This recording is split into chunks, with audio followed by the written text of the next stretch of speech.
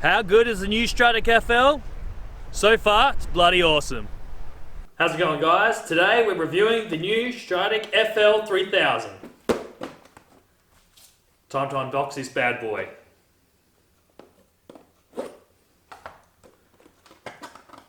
Alrighty, we'll open her up.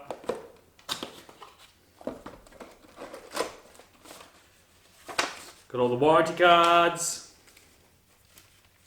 All the instructions that nobody ever reads. No idea what that is. Got a few shims. Nice new handle.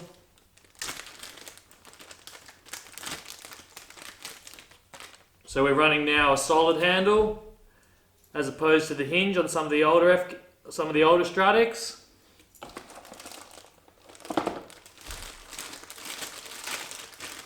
Check it out. Pretty swish.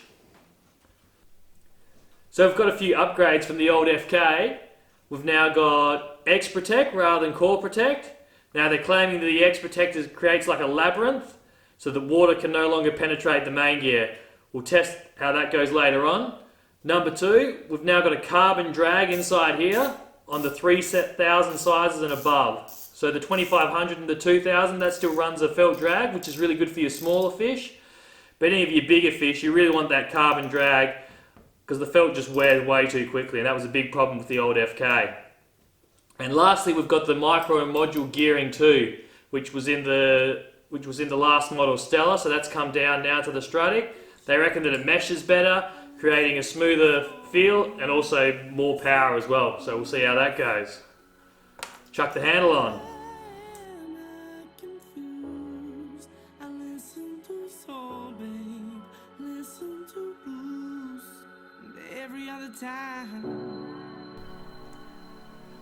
Handle's on, nothing left in the box.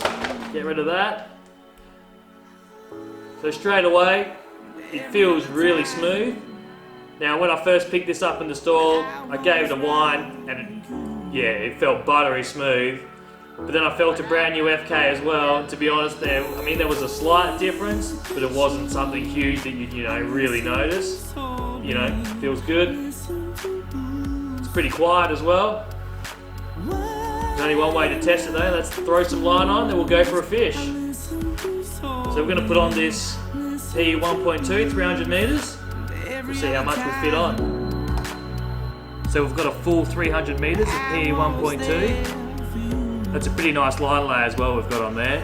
Now this has got the new long cast spool. Now whether or not it actually casts any further or not, but the theory is because the spool's a little bit higher, it means that the line doesn't overlap quite as much. So then it comes off the spool a lot easier. The one thing about it is it really lies nice and flat. I've just reeled that straight on the reel all by myself.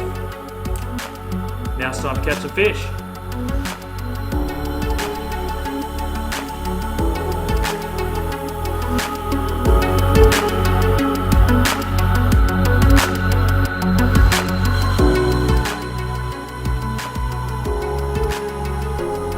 Obviously Austin isn't a fish, but what better way to test a reel than have 25 kilos of slobbering fur peel and drag.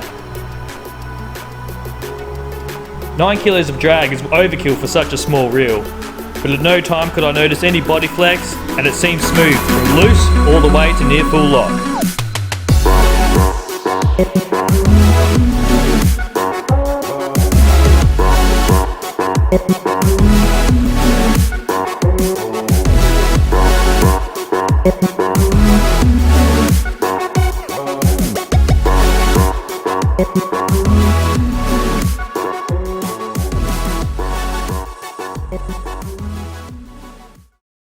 So it's been over a month now since we've been testing the FL.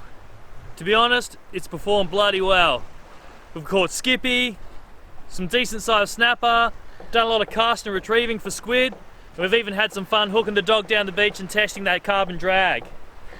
Everything's just a slight upgrade over the old model, but all in all, that definitely adds up to a much nicer reel. That price increase, I certainly was a little bit worried, especially when the FK is now going out on discount for around 250 bucks. But in every single way, the new model's just that little tiny bit better.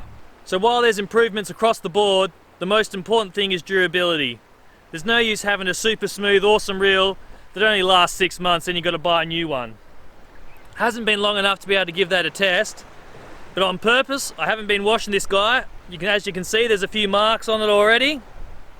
We're going to see how that new labyrinth, as they call it, holds up, whether it's going to keep the salt from getting in there. We've got some trips away testing it out on some big fish. After that, I'll take it to the local reel guru. We'll have him open it up and we'll see how it's like inside. Till then, have a good one, guys.